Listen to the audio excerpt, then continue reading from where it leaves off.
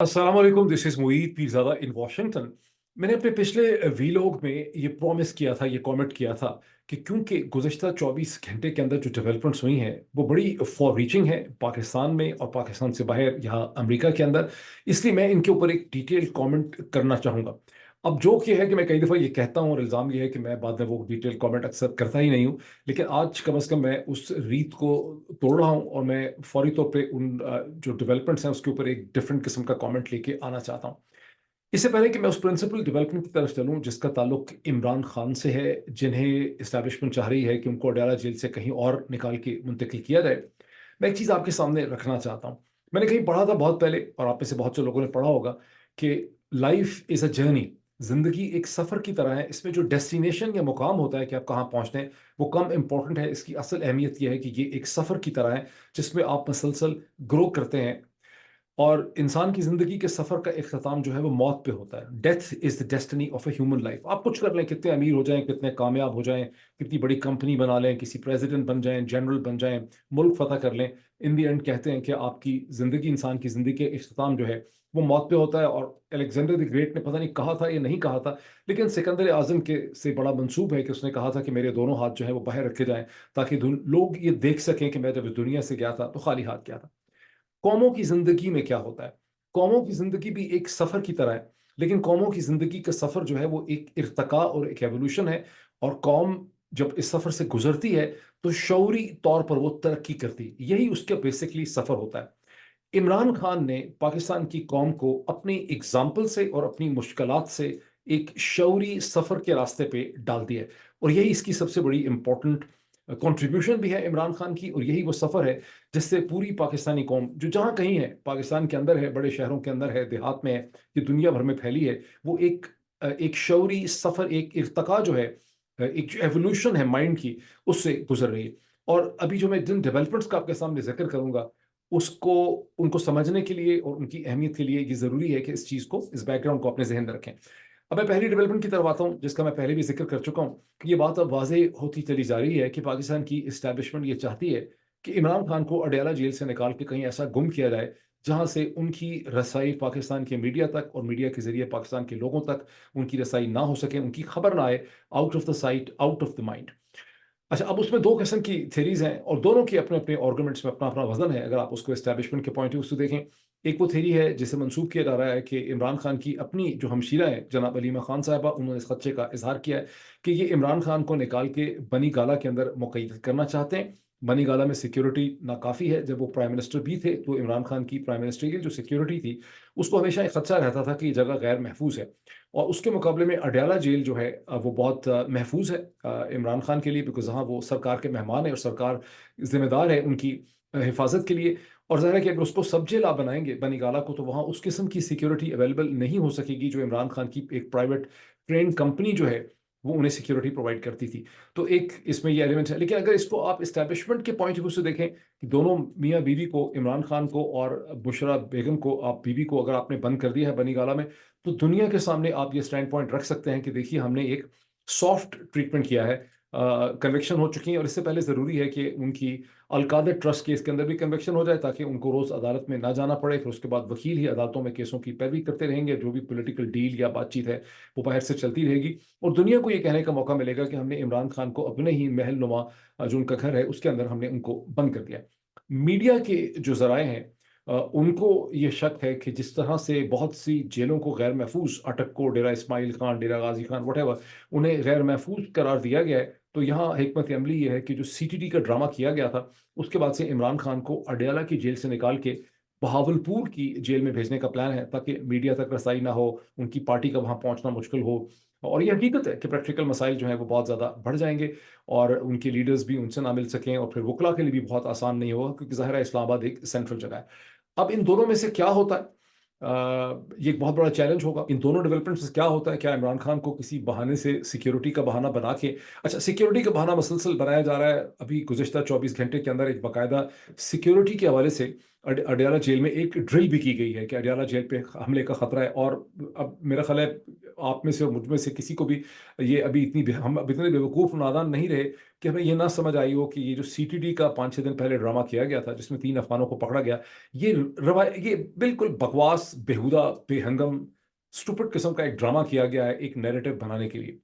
और अब मज़ीद एक ड्रिल कर दी गई है अडयाला जेल में कि अडयाला जेल पे अगर हमला हो जाएगा तो अडयाला जेल उसे किस तरह से उसे हैंडल किया जाएगा। तो बुनियादी तौर पे केस ये बनाया जा रहा है कि चूंकि इमरान खान की ज़िंदगी को खतरा है तो हम उनको किसी महफूज जगह के ऊपर मुंतकिल करना चाहते हैं। इमरान खान की ज़िंदगी की सिक्योरिटी से बिल्कुल भी इंटरेस्ट नहीं है पाकिस्तान की इस्टेब्लिशमेंट को, गो कि उनको होना चाहिए, क्योंकि खुदा न खास्ता अगर इमरान खान को कुछ हो जाता है तो उससे पाकिस्तान की इस्टेब्लिशमेंट के उसके बाद कभी कदम संभल नहीं सकेंगे। ये और बात है कि वो भी इस तरह से, चूंकि वो एक आलम गरूर के अंदर है, बहुत एरोगेंस में है, वो इसको इस तरह से नहीं समझते हैं। बहरहाल एक केस बना के उनको वहां से निकालने की कोशिश की जा रही है। अब ये जो डेवलपमेंट है ये पाकिस्तान तहरीक इंसाफ की जो मौजूदा लीडरशिप है जिसमें बैरिस्टर गौहर अली खान है, उमर अयूब हैं, जनाब अली अमीन गंडापुर हैं, ये इनके लिए बहुत बड़ा चैलेंज है और इनकी वकला की टीम के लिए भी बहुत बड़ा चैलेंज है कि ये इस सिचुएशन से जो कि खड़ी कर दी गई है, जो बनाई जा रही है, जो प्लान है, इससे किस तरह से ये हैंडल करते हैं। बिकॉज अगर इस्टेब्लिशमेंट जो है वो अपने इरादों में कामयाब होती है, इमरान खान को बहावलपुर की जेल में मुंतकिल कर देती है, या उनका तमाम तर जो एक्सेस है मीडिया के लिए, लोगों के लिए, वकला के लिए, पॉलिटिकल लीडर्स के लिए, उसको बिल्कुल महदूद कर देती है, मुश्किल बना देती है जो उनका प्लान है, तो ये तहरीक इंसाफ की इस लीडरशिप के लिए एक बहुत बड़ी नाकामी होगी उनकी। और ये उनको इस पर सोचना है कि हमने किस तरह से इस चैलेंज को हैंडल करना है। इसी हवाले से जो दूसरी डेवलपमेंट है वो है जहां गुज़िश्ता 24 घंटे में आप देखते हैं कि खैबर पख्तूनख्वा के चीफ मिनिस्टर अली अमीन गंडापुर की प्राइम मिनिस्टर शहबाज शरीफ साहब के साथ एक मुलाकात होती है। अब ये मुलाकात है तो बज़ाहिर इस हवाले से कि खैबर पख्तूनख्वा के चीफ मिनिस्टर को खैबर पख्तूनख्वा के बहुत से एरियर्स हैं, ऐसी बहुत सी पेमेंट्स हैं जो वफाकी हुकूमत ने, फेडरल गवर्नमेंट ने खैबर पख्तूनख्वा को करनी है, और ज़ाहिर है कि चीफ मिनिस्टर को प्राइम मिनिस्टर से उससे मिलना ही है। लेकिन जब ये मीटिंग होती है तो इसको बड़े एक एग्जैजरेटेड तरीके से दिखाया जाता है। इसकी जो फुटेज इशू होती है, इसकी जो तस्वीर इशू होती हैं, उसमें आप देख सकते हैं कि इस मीटिंग में प्राइम मिनिस्टर शहबाज शरीफ साहब के अलावा उनके डिफेंस मिनिस्टर जनाब ख्वाजा आसिफ साहब मौजूद हैं, उनके एहसन इकबाल साहब वहाँ मौजूद हैं, उनके फॉरेन मिनिस्टर जनाब इसहाक डार साहब वहाँ पे मौजूद हैं, अमीर मुकाम वहाँ पे मौजूद हैं, और भी लोग जो हैं वहाँ पे मौजूद हैं। और उसके बाद पाकिस्तान के अखबारात में, पाकिस्तान के ज़राए अबलाग और टेलीविजन चैनल में इस हवाले से बहुत सी खबरें लगाई जाती हैं कि खैबर पख्तूनख्वा के चीफ मिनिस्टर ने एक बड़ी पॉजिटिव बात की है। ये तहरीक इंसाफ ने बाकायदा एक इदारिया मैंने देखा है कि तहरीक इंसाफ ने बड़ी मेच्योरिटी का सबूत दिया है इस मीटिंग के जरिए। और फिर ये भी है कि जो इसकी हेडलाइन लगाई है, जो चीफ मिनिस्टर खैबर पख्तूनख्वा के हवाले से लगी है, वो ये है कि पॉलिटिकल एंगेजमेंट मस्ट है पॉलिटिकल इश्यूज को रिजॉल्व करने के लिए। अब ये बड़ी इंटरेस्टिंग स्टेटमेंट है कि पॉलिटिकल एंगेजमेंट चाहिए पॉलिटिकल इश्यूज को रिजॉल्व करने के लिए। लेकिन पॉलिटिकल इशू तो ये है कि तहरीक इंसाफ, इमरान खान की पार्टी का और पाकिस्तान के लोगों का जो मैंडेट है, उनका इलेक्शन ही पूरा चोरी हो गया है। उसका क्या हल यहाँ पे निकल सकता है और किस किस्म की यहाँ पर कोई ऐसी एंगेजमेंट से क्या उसका हल निकल सकेगा। जो लोग बैठे हुए हैं हुकूमत बना के, इन्होंने तो ये सारी की सारी इन्होंने ये इलेक्शन चोरी किया है, उसके नतीजे में ये एग्जिस्टेंस में आए। अगर इलेक्शन की चोरी खत्म हो जाएगी तो इनका एग्जिस्टेंस ही खत्म हो जाएगा। यही वो कॉन्टेक्स्ट है जिसके दरमियान में सेनेट के इलेक्शंस भी हो रहे हैं, जहां एक बार फिर इलेक्शन कमीशन की तो तलवार है। वो कह तो रहे हैं कि बैरिस्टर गौहर अली खान ने कहा है कि इमरान खान ने अपने कैंडिडेट्स जो हैं उनको शॉर्टलिस्ट कर दिया है, बहुत से नाम मुझसे सेनेट के हवाले से शेयर किए हैं। लेकिन सेनेट के इलेक्शन में एक बार फिर ईसीपी की तलवार इसी तरह से लटक रही है कि चूंकि तहरीक इंसाफ के पास बल्ले का निशान नहीं है, इसलिए उनके कैंडिडेट्स जो हैं वो इंडिपेंडेंट कैंडिडेट्स होंगे। और उन्हें खैर यहाँ पर इंडिपेंडेंस से इतना फर्क नहीं पड़ेगा, लेकिन उनको सुन्नी इत्तेहाद काउंसिल के जो मेंबरान हैं, जो कि तहरीक इंसाफ के मेंबरान हैं, उनकी सपोर्ट जो है वो हासिल होगी। अच्छा, यहाँ पर एक एक बहुत बड़ा इशू ये भी है इस वक्त तहरीक इंसाफ की जो मौजूदा लीडरशिप है, बैरिस्टर गौहर अली खान के लिए, उमर उमर अयूब के लिए, अली अमीन गंडापुर के लिए, कि तहरीक इंसाफ की वो टीम जिसने गुज़िश्ता 5-6 बरस में सियासत का भी और हुकूमत का भी और इंटरेक्शन का, कम्युनिकेशन का, लोगों से डील करने का, इश्यूज और एजेंडा की, जिसको एक्सपीरियंस मिला था बाय वर्चू ऑफ बीइंग, एक तो पॉलिटिक्स के फोर फ्रंट पे थे जिसमें असद उमर साहब थे, फवाद चौधरी थे, परवेज खटक थे, जहांगीर खान तरीन थे। वो सब मुख्तलिफ वजूहात से और इसारे दौरानिए के दरमियान में इस पूरे प्रोसेस से अब अलग हो चुके हैं। अ, इनके पास ना सिर्फ ये था कि जब तहरीक इंसाफ एक उभरती हुई जमात थी इलेक्शन 2018 से पहले, तो उस वक्त के जो पॉलिटिकल इश्यूज को डील भी इन्हीं लोगों ने किया था। असद उमर ने बहुत से इश्यूज को डील किया, फवाद चौधरी की बड़ी डीलिंग थी, परवेज खटक की बहुत डीलिंग थी, जहांगीर खान तरीन साहब की बहुत डीलिंग थी। लेकिन उसके बाद जो हुकूमत का एक्सपीरियंस था पौने 4 बरस का, उसमें भी इन्हीं लोगों की डीलिंग थी। अब इस वक्त जो टीम है, बैरिस्टर गौहर अली खान हो या अली अमीन गंडापुर हो या उमर अयूब हो, उमर अयूब का ठीक है, एक मिनिस्टर होने का उनका एक्सपीरियंस था, लेकिन इनके पास वो एक्सपीरियंस नहीं है, वो नेटवर्किंग नहीं है जो आपको सियासत के अंदर बहुत से इश्यूज को रिजॉल्व करने के लिए चाहिए होती है। ये भी बहुत बड़ा एक्सपीरियंस है। अच्छा, अभी तीसरी डेवलपमेंट वो है जहां, और बड़ी इंपॉर्टेंट डेवलपमेंट है, बिल्कुल लो की डेवलपमेंट है, उसका जिक्र भी आपने कहीं नहीं सुना, कि नवाज शरीफ साहब के कहने के ऊपर शहबाज शरीफ ने जनाब तारिक फातमी साहब को, एम्बेसडर तारिक फातमी को, जो अमेरिका में रह चुके हैं पहले एम्बेसडर, की और बात है कि क्रेडेंशियल्स ही बेचारे नहीं दे सके थे, और जनरल मुशर्रफ की हुकूमत आ गई और उनको वापस विड्रॉ कर लिया गया था। But it doesn't take away from the fact कि तारिक फातमी बहुत ही मंझे हुए डिप्लोमेट रहे हैं, और यूएस पाकिस्तान रिलेशनशिप उनका एरिया ऑफ स्ट्रेंथ था, उनका अमेरिका से वैसे भी बहुत ज़्यादा इंटरेस्ट था, उनकी फैमिली भी यहाँ पर बहुत सी रहती रही। तारिक फातमी साहब को मामले खसूसी in special assistant to prime minister Shahbaz Sharif मुकर्रर कर दिया गया है, और ख़बर यह भी है कि वो शहबाज शरीफ के ज़्यादा नवाज शरीफ को रिपोर्ट करेंगे। और यूं अब इस टीम के अंदर फॉरेन मिनिस्टर जो हैं वो भी नवाज शरीफ साहब के हैं, जनाब इसाक डार साहब, और इसमें उनके एक स्पेशल असिस्टेंट हैं जो कि एक डिप्लोमेट हैं। और दोनों के जो एरिया ऑफ मैंडेट, और जो बताया जाता है कि तारिक फातमी साहब का जो एरिया ऑफ फोकस होगा वो यूएस अफेयर्स होगा। यानी अब नवाज शरीफ साहब को ये एहसास हुआ है कि मैंने चूंकि पाकिस्तान अमेरिका के एक्सेस के दरमियान में इन्वेस्टमेंट नहीं की, इसका आसिफ अली जरदारी साहब ने बहुत ज़्यादा फ़ायदा उठाया है, और जब इंपॉर्टेंट डिसीजंस की स्टेज आई, का वक्त आया, तो आसिफ अली जरदारी और बिलावल मुझसे कहीं ज़्यादा बेहतर पोजीशन में थे इन चीज़ों को हैंडल करने के हवाले से, और अमेरिका का फैक्टर जो है वो पाकिस्तान की पॉलिटिक्स में बहुत ज़्यादा मैटर करता है। अब यहाँ नवाज शरीफ साहब का बुनियादी तौर पे चैलेंज ये है कि अमेरिका पाकिस्तान रिलेशनशिप, या अमेरिका की जो फील्ड है, इसको हमेशा पाकिस्तान की इस्टेब्लिशमेंट ने खुद से कंट्रोल किया है, और आहिस्ता आहिस्ता धीरे धीरे गुज़िश्ता 20-25 बरस में उन्होंने पाकिस्तान के फॉरेन ऑफिस को भी सिरे से कंट्रोल कर लिया हुआ है। अब नवाज शरीफ साहब कैसे इसके दरम्यान में अपना इन्फ्लुएंस जो है वो पैदा पैदा कर पाएंगे, क्योंकि गुज़िश्ता जो 20 महीने हैं, इन 20 महीनों में पाकिस्तानी अमेरिकन डायस्पोरा है वो बहुत हद तक पाकिस्तान की इस्टेब्लिशमेंट से नाला भी हुआ है, लेकिन उसमें कोई ऐसे पॉकेट्स कम अज़ कम नहीं है जहां नवाज शरीफ साहब के लिए बहुत ज़्यादा कोई सिंपथी हो। वहां इमरान खान के दुश्मन ज़रूर पाए जाते हैं, वो गालिबन जो एरिया है वहां नवाज शरीफ साहब कुछ अपनी एक्सेस पैदा करने की कोशिश करेंगे। बहरहाल रियलाइजेशन है कि अमेरिका जो है वो एक इंपॉर्टेंट पावर प्लेयर है पाकिस्तान की पॉलिटिक्स में। पाकिस्तान की मिनिस्ट्री ऑफ फाइनेंस ने कहा है कि आईएमएफ की डील जो है, एक टीम जो है पाकिस्तान पहुंच रही, यानी अब जो दिन शुरू हो रहा है इस वक्त थर्सडे का, इसमें ये टीम होगी, और ये 4 दिन यानी थर्सडे, फ्राइडे, सैटरडे, संडे, हो सकता है मंडे भी उसमें शामिल हो जाए, उसमें ये मीटिंग्स करेगी। और कहने में तो ये 1,1 बिलियन जो पैसे स्टक हैं अभी पिछले 3 बिलियन के प्रोग्राम से, जो स्टैंड बाय एग्रीमेंट है एसबीए, जो पिछले समर्स में 2023 में तय पाया था, उसको ये फाइनलाइज करेगी। लेकिन चूंकि नए फाइनेंस मिनिस्टर जनाब औरी मोहम्मद औरंगजेब को लाया ही इसलिए गया है कि वो आईएमएफ को एंगेज कर सकें, तो यहाँ पर ज़्यादा हुकूमत को, शहबाज शरीफ साहब वगैरह को उम्मीद ये है कि वो एक ग्राउंड सेट हो जाएगा उस अगली डील के लिए, जिसमें $6-7 बिलियन जो है वो 3 साल के लिए लेने हैं या उससे ज़्यादा लेने हैं आईएमएफ से। अच्छा, अब इसकी आयरनी देखें क्या है।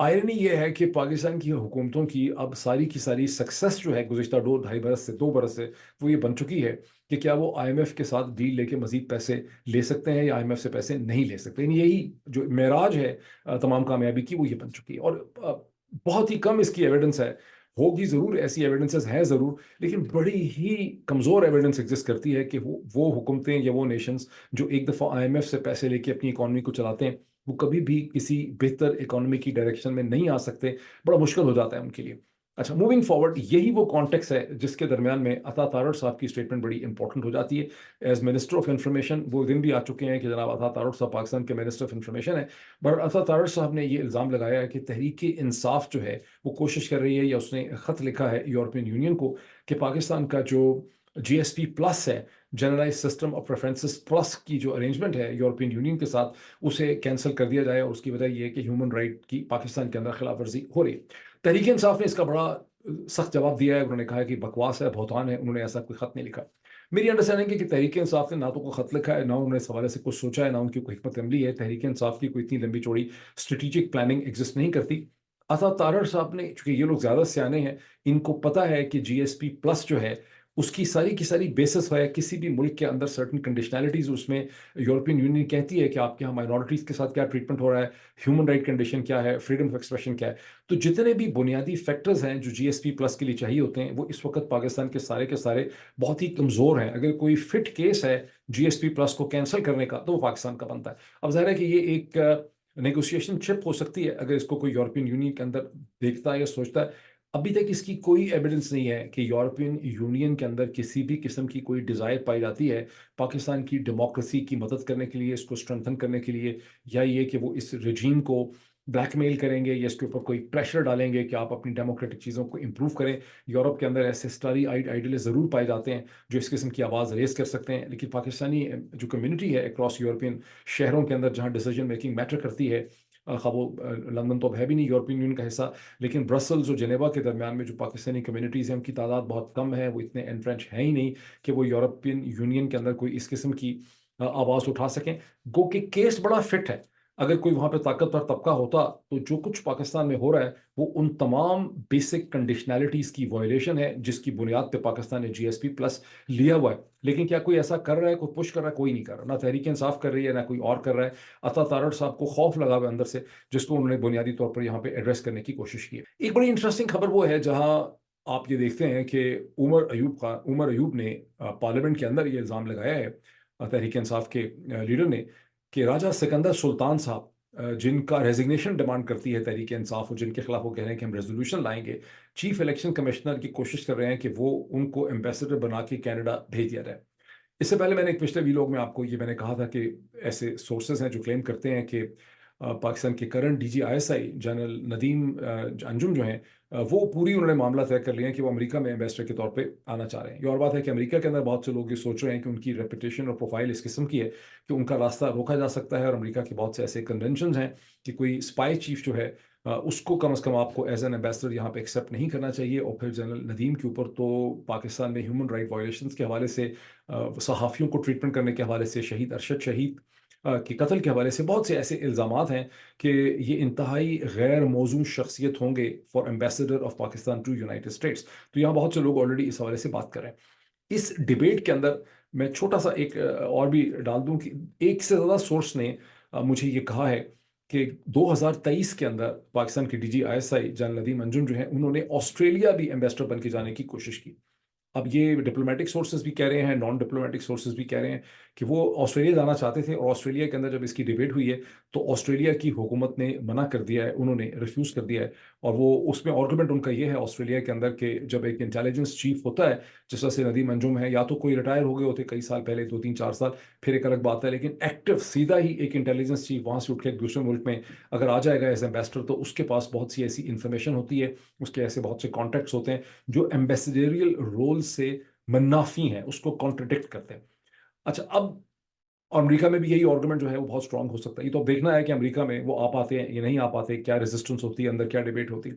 लेकिन राजा सिकंदर सुल्तान साहब जो है जिस मुल्क में जाना चाह रहे हैं, कनाडा में, और चूंकि उमर अयूब साहब ने बाकायदा ये फ्लोर ऑफ द पार्लियामेंट पे कहा है, तो जाहिर है उनके पास एक सॉलिड इसकी एविडेंस होगी। वहां पर भी राजा सिकंदर सुल्तान साहब का एक्सेप्ट हो जाना कनाडा में बड़ा मुश्किल होगा, और I am think it's a serious challenge to the गैरत एंड हमीयत of the Pakistani American community in Canada कि राजा सिकंदर सुल्तान की अगर नॉमिनेशन कनाडा में मंजूर हो जाए, जितनी क्लियर पोजीशन कनाडा की गवर्नमेंट ने, उनकी मिनिस्टर जो फॉरेन अफेयर्स हैं उन्होंने, और वहाँ की पार्लियामेंट ने जो पोजीशन ली है पाकिस्तान की डेमोक्रेसी के हवाले से, ह्यूमन राइट्स के हवाले से, फ्रीडम ऑफ एक्सप्रेशन के हवाले से, अंडर द सर्कमस्टांसेस वो शख्स Raja Sikandar Sultan for all practical purposes Pakistan में जमहूरियत के जो बड़े बड़े कातिल हैं उनमें सरे फहरिस्त नाम जो है वो राजा सिकंदर सुल्तान का होगा। और ये जो इलेक्शन जिस तरह से चोरी किया गया है, इसकी भी जिम्मेदारी का बहुत बड़ी जिम्मेदारी जो है राजा सिकंदर सुल्तान के ऊपर पड़ती है, अभी भी जो प्रोसेस हो रहा है। तो राजा सिकंदर सुल्तान का कैसे वो एक्सेप्ट हो सकेंगे कनाडा में एज पाकिस्तान हाई कमिश्नर, मुझे बहुत मुश्किल लगता है ना। मुझे पूरी उम्मीद है, और मैं आपसे रिक्वेस्ट भी कर रहा हूँ कि पाकिस्तानी अमेरिकन जो हैं, जो कैनेडियंस हैं, उनको अपनी तैयारी कर लेनी चाहिए कि राजा सिकंदर सुल्तान को किसी भी सूरत में कनाडा के अंदर हाई कमिश्नर बन के आने का मौका ना मिल सके। अब अमेरिका के और दुनिया के एतबार से जो बहुत इंपॉर्टेंट एक डेवलपमेंट गुज़श्ता 24 घंटे में हुई है वो ये कि अमेरिका के हाउस ने, ये हाउस ऑफ रिप्रेजेंटेटिव ने एक बिल पास किया है बहुत बड़ी बाई पार्टिजन मेजोरिटी से, 350 मेरा ख्याल है वर्सेस 65, जिसमें चाइनीज ओन कंपनी टिकटॉक, जो किसी तारुफ के मोहताज नहीं है, उसकी जो पेरेंट कंपनी है वो बाइट डांस है, जो कि चाइनीज ओनरशिप कंपनी है, उसको ये हुक्म दिया है इस बिल के जरिए कि अगले 6 महीने, 5 महीने कुछ दिन ही रह गए हैं, अगले 5 6 महीने के अंदर, 6 महीने की लिमिट है, 6 महीने के अंदर अंदर बाइट डांस टिकटॉक को या तो सेल कर दे, और अगर सेल नहीं कर सकेगी टू एन अमेरिकन कंपनी, तो फिर उसको अमेरिका के अंदर उसको बैन कर दिया जाए। 2/3 being in the affirmative, the rules are suspended, the bill is passed, and without the objection, the motion to reconsider is laid on the table. Okay. Pursuant to Clause 8 of Rule 20, the unfinished business is the question on suspending the rules and pass Senate 1278, which the clerk will report by title. अब TikTok के तकरीबन 170 million से ज़्यादा users हैं America के अंदर, और उसके तकरीबन 7 मिलियन कंटेंट क्रिएटर्स हैं जो छोटी छोटी कंपनियों की शक्ल में, एलएलसीज की शक्ल में उन्होंने अपने आप को ऑर्गेनाइज किया है। ये इंडिविजुअल कंटेंट प्रोड्यूसर्स हैं। अमेरिका में जो भी कंटेंट प्रोडक्शन करता है वो अपने आप को एक कंपनी की सूरत में ऑर्गेनाइज कर लेता है फॉर रीजंस ऑफ टैक्स। और टिकटॉक ने पिछले एक हफ्ते में बड़ा जोर लगाया। उन्होंने अपने 170 मिलियन, जिसमें मेरी बेटियां भी शामिल हैं, उन सबको भी मैसेजेस मिले कि आप इसके खिलाफ एक पोजीशन लें, जिसकी वजह से अमेरिका के घर घर में टिकटॉक के इशू के ऊपर बड़ी क्लैरिटी पाई जाती है कि अमेरिका की हुकूमत ये बेसिकली गंदी पॉलिटिक्स कर रही है, इंटरनेशनल पॉलिटिक्स कर रही है, और असल वजूहत उसकी बड़ी कमजोर है। जो आर्गुमेंट यहाँ पे है वो ये है कि टिकटॉक अमेरिका की नेशनल सिक्योरिटी के लिए एक बहुत बड़ी थ्रेट है, और यही वो चीज़ है जिसकी डायमेंशंस, जिसकी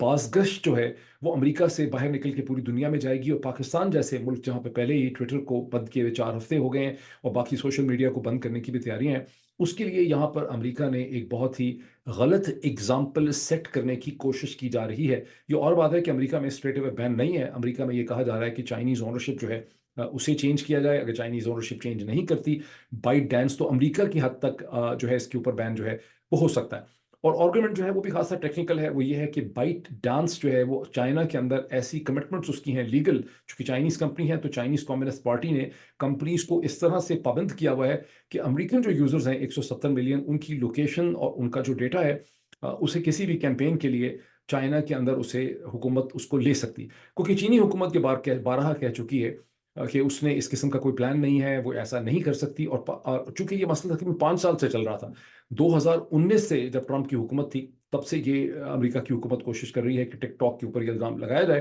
तो टिकटॉक ने बाकायदा $1 बिलियन खर्च करके टेक्सास के अंदर एक टेक्सास प्रोजेक्ट जिसको कहते हैं, एक उन्होंने पैरेलल टेक्निकल प्लेटफॉर्म कायम किया, ये प्रोजेक्ट कायम किया, ये कंपनी बनाई जिसने अमेरिकन यूजर्स जो हैं 170 मिलियन, इनके डेटा को बाकी सारी दुनिया के यूजर्स के डेटा से अलग कर दिया। गो के अमेरिकन कांग्रेस की एक कमेटी ने उसको एग्जामिन किया और उन्होंने कहा कि जो टेक्सास प्रोजेक्ट है इसमें जो फायरवॉल्स खड़ी की गई हैं अमेरिकन यूजर्स के डेटा के दरमियान और बाकी सारी दुनिया के यूजर्स के दरमियान, ये नाकाफ़ी हैं, ये सेटिस्फाई हमें नहीं कर सकें। असल इशू क्या है? असल इशू तो ये है कि अमेरिका के अंदर ये बहुत डिज़ायर पाई जाती है फॉर प्योरली स्ट्रेटेजिक रीज़न के चाइनीज़ टेक्नोलॉजिकल कंपनीज जो हैं, जिसमें पहले जैसे हवावे जो है उसकी तमाम ऐप्स और उसकी तमाम चीज़ें, उसकी घड़ियाँ, उसके सारे प्लेटफॉर्म, उसके फ़ोन जो हैं वो अमेरिका में बैन कर दिए गए हैं। और जब अमेरिका बैन करता है तो बाकी सारे यूरोप के अंदर भी बैन होता है। फिर अमेरिका की जो बड़ी कंपनीज हैं जैसे गूगल है, जैसे और कंपनीज हैं, उन्होंने भी फिर हवावे को ब्लैकलिस्ट कर दिया और अपने प्लेटफॉर्म से उसको निकाल दिया। तो ज़ाहिर है कि चाइनीज़ कंपनीज के रास्ते में रुकावटें खड़ी की जा रही हैं। और इस वक्त जो फ्यूचर जंग है चीन और अमेरिका के दरमियान स्ट्रेटेजिक, वो सेमीकंडक्टर्स की है, वो इलेक्ट्रिक कारों और व्हीकल्स की है, उसके अंदर ये टेक्नोलॉजिकल प्लेटफॉर्म्स हैं, और उसके अंदर और क्या क्या चीज़ें हैं, उसके अंदर सोलर पैनल्स भी उसके अंदर शामिल हैं। तो ये असल लड़ाई है, उसमें उसका ये हल जो है वो निकाला गया। तहम गिवन द फैक्ट कि अमेरिका जिस किस्म की एक मल्टी लेयर्ड डेमोक्रेसी है, बावजूद इसके कि हाउस में 352 वर्सेस 65 से ये बिल पास कर दिया है, और कहा जा रहा है कि प्रेसिडेंट ने कहा है कि जब ये बिल मंजूर हो जाएगा सेनेट से तो मैं इसे साइन कर दूंगा, लेकिन उसके बावजूद इस पर अमल करना इतना आसान नहीं होगा। वो क्यों नहीं होगा? पहली वजह तो यह है कि इसको सेनेट में जाना है, और सेनेट के जो मेजॉरिटी लीडर हैं, जो डेमोक्रेटिक हैं, जो डेमोक्रेटिक पार्टी से हैं, डेमोक्रेट हैं, न्यूयॉर्क से हैं, चक शुमर, उन्होंने कम अज़ कम, वो चुप है इस मामले में, और उनके करीबी जरा ये कहते हैं कि उनका कोई मूड ही नहीं है इसको सेनेट में टेबल करने का। वो नहीं समझते कि इस किस्म के किसी बिल को सपोर्ट होनी चाहिए सेनेट के अंदर। तो और डेमोक्रेटिक पार्टी सेनेट में कम अज़ कम बहुत ज़्यादा इसके खिलाफ मुखालफत है। हाउस के अंदर भी खासे की डेमोक्रेट्स ऐसे हैं, बहुत ज़्यादा लोगों ने यहाँ किया, सपोर्ट किया इसको, लेकिन ऐसे डेमोक्रेट्स भी हैं जो बड़े लीडिंग हैं और प्रेसिडेंट के करीब हैं, और उन्होंने इसके खिलाफ जो है वोट डाला। तो हम एक बाईपार्टिसन कंसेंसस था। एक इंटरेस्टिंग फिनोमेना इसका ये भी था कि फॉर्मर प्रेसिडेंट डोनाल्ड ट्रंप, जो फ्यूचर प्रेसिडेंट डोनाल्ड ट्रंप भी हो सकते हैं और खासी इंक्रीजिंगली लग रहा है, वो इस बिल को सपोर्ट नहीं करते। मजे की बात यह है कि खुद अपनी हुकूमत में वो टिकटॉक के बहुत खिलाफ थे। उन्होंने टिकटॉक को बहुत फोर्स किया और कहा कि नेशनल सिक्योरिटी थ्रेट है, और इसे एक लोकल कंपनी वॉलमार्ट को या अमेजोन को या किसी और कंपनी को बेच देना चाहिए इसके शेयर्स को। लेकिन उसके बाद 2020 तक तो उनकी स्ट्रगल जारी रही। लेकिन कुछ अर्सा पहले उन्होंने टेलीविजन प्रोग्राम्स में आके ये कहा कि टिकटॉक नेशनल सिक्योरिटी थ्रेट ज़रूर है, लेकिन इसका कोई और हल होना चाहिए, इसको बैन नहीं किया जा सकता। और इसके जो 170 मिलियन अमेरिकन यूजर्स हैं, अगर उनको टिकटॉक नहीं मिलेगा तो वो पागल हो जाएंगे, वो क्रेजी हो जाएंगे, और वाकई वो पागल हो जाएंगे गुस्से से। जिस किस्म की सूरत हाल है, और पहले से लोग अपने वीपीएन जो है वो शापन करें। अगर इसको बिल फर्ज सेनेट से सपोर्ट मिल भी जाती है, चूंकि ये खुल्लम खुला खिलाफ वर्जी है फर्स्ट अमेंडमेंट की, इसलिए इसके बाद इसको कोर्ट्स में, supreme court of United states के अंदर या मुख्तलिफ कोर्ट्स के अंदर भी इसे चैलेंज किया जा सकता है। तो इसमें बड़ी लंबी कहानी है, 5 साल से स्ट्रगल हो रही थी, 2019 से 5 साल के बाद अभी हाउस ने ये पास किया है, लेकिन इसके रास्ते में बड़ी लंबी रुकावट। चीन के पास क्या कोई, वैसे तो चीन ने बहुत शोर मचाया हुआ है, लेकिन चीन के पास क्या कोई इखलाकी या मॉरल आर्गुमेंट भी है ये कहने के लिए कि अमेरिका गलत कर रहा है? हरगिज नहीं। खुद चीन के अंदर फेसबुक, यूट्यूब और बहुत से अमेरिकन या वेस्टर्न प्लेटफॉर्म्स जो हैं वो अलाउड नहीं है। तो इखलाकी तौर पे तो या डेमोक्रेटिक पॉइंट ऑफ व्यू से चीन के पास कहने को कुछ भी नहीं है। ये और बात है कि ये अमेरिका के अंदर की जो स्ट्रगल है इसके बहुत बुरे नतायज मुरतब हो सकते हैं बाकी सारी दुनिया में, बर्मा, पाकिस्तान, सोमालिया टाइप जितनी भी हुकूमतें हैं, जहाँ लोग जहाँ पे जो रूलिंग पावर्स हैं जैसे चौधरी निज़ामुद्दीन है, वो फ्रीडम ऑफ एक्सप्रेशन के खिलाफ हर किस्म के हथकंडे को इस्तेमाल करना चाहते हैं, तो उनके हाथ जो हैं यहाँ पे मजबूत होते हैं। Thank you.